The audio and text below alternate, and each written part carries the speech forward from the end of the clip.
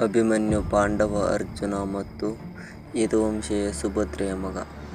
ಈತನ ಜನನವೇ ಒಂದು ಅದ್ಭುತ ಘಟನೆಯಿಂದ ನಡೆಯಿತು. ಸುಭದ್ರೆ ಗರ್ಭಿಣಿಯಾಗಿರುವಾಗ ಅರ್ಜುನ ತನ್ನ ಪತ್ನಿಗೆ ಚಕ್ರವ್ಯೂಹ ತಂತ್ರವನ್ನು ವಿವರಿಸುತ್ತಾನೆ. ಈ ಸಂದರ್ಭ ಅಭಿಮನ್ಯು ತಾಯಿ ಗರ್ಭದಲ್ಲಿಯೇ ಕೇಳುತ್ತಾನೆ. ಆದರೆ ತಂತ್ರವನ್ನು ಪ್ರವೇಶಿಸುವ ಭಾಗ ಮಾತ್ರ ಕಲಿಯುತ್ತಾನೆ. ತಂತ್ರದಿಂದ ಹೊರಬರುವ ಮಾರ್ಗವನ್ನು ಪೂರ್ಣಗೊಳಿಸದೆ ಸುಭದ್ರೆ ನಿದ್ರಿಸುವುದರಿಂದ ಅಭಿಮನ್ಯುವಿಗೂ ಅದು ತಿಳಿಯದು.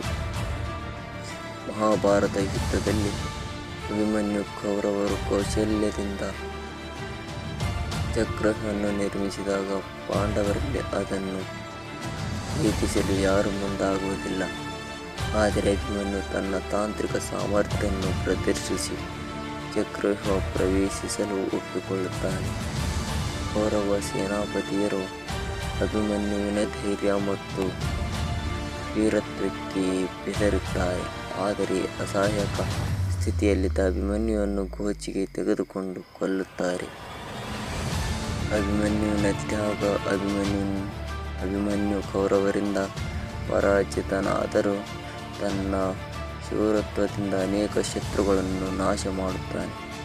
ಅವನ ಸಾವಿನಿಂದ ಪಾಂಡವರು ಇನ್ನಷ್ಟು ಕ್ರೋಧಿತರಾಗಿ ತನ್ನ ಕನಿಷ್ಠ ಬಲಿಷ್ಠ ಯೋಧರನ್ನು ಕಾದು ಮುಟ್ಟುತ್ತಾರೆ. ಅಭಿಮನ್ಯು ಬುದ್ಧಿ ಮತ್ತು ಧೈರ್ಯವನ್ನು ಪ್ರತಿನಿಧಿಸುತ್ತಾನೆ. ಅವನ ಜೀವನವು ಚಿಕ್ಕ ವಯಸ್ಸಿನಲ್ಲಿ ಹೇಗೆ ತ್ಯಾಗ ಮಾಡಬೇಕೆಂಬುದನ್ನು ಕಲಿಸುತ್ತದೆ.